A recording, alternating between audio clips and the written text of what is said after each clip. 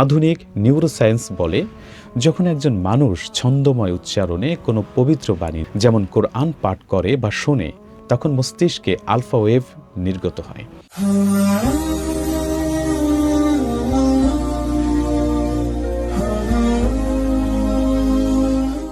আসসালামু আলাইকুম ওয়া রাহমাতুল্লাহি ওয়া বারাকাতুহু। নাহমাদুহু ওয়া নুসাল্লি আলা রাসূলিহিল কারীম, আম্মা বা'দ। রমজান আর কোরআন এই দুটি বিষয় একটি অন্যটির সাথে ওতপ্রোতভাবে জড়িত। এই মাসটি মূলত কোরআনেরই মাস।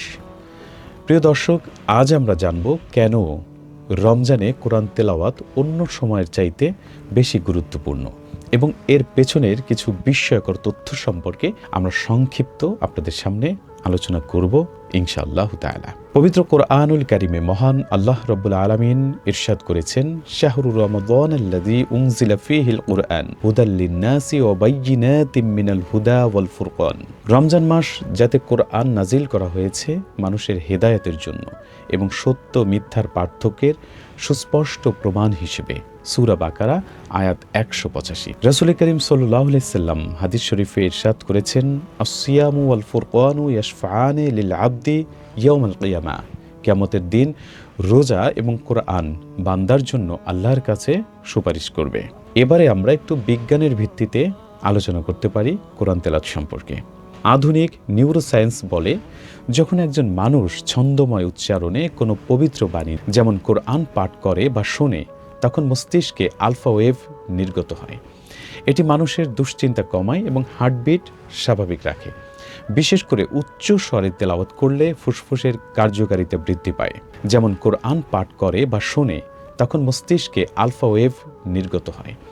এটি মানুষের দুশ্চিন্তা কমায় এবং হার্টবিট স্বাভাবিক রাখে। বিশেষ করে উচ্চ স্বরে তেলাওয়াত করলে ফুসফুসের কার্যকারিতা বৃদ্ধি পায়। ইমাম শাফি রহমতুল্লাহ আলাইহির একটি ছোট্ট ঘটনা আপনাদের সামনে উল্লেখ করছি। ইমাম শাফি রহমতুল্লাহ আলাইহি সারা বছর প্রতিদিন একবার কোরআন খতম করতেন, কিন্তু রমজান মাস এলে তিনি দিনে একবার এবং রাতে একবার, অর্থাৎ মাসে মোট ৬০ বার কোরআন খতম করতেন। তিনি বলতেন, রমজান মাস হলো আমলের চাষাবাদের মাস, আর কোরআন হলো সেই চাষের মূল বীজ। প্রিয় মুসলিম উম্মাহ, তাই আসুন আমরা বেশি বেশি কোরআনের সাথে যুক্ত হই, কোরআন তেলাওয়াত করি। বিশেষ করে রমজান মাসে প্রতিদিন আমরা এক পারা করে, অন্তত এক পৃষ্ঠা করে আমরা কোরআন তেলাওয়াত করি এবং কোরআনের অর্থগুলো পড়ে অর্থ বুঝে নিজের জীবনের সাথে মিলিয়ে নেই। কোরআন অনুযায়ী আমরা আমাদের জীবনকে পরিচালনা করি।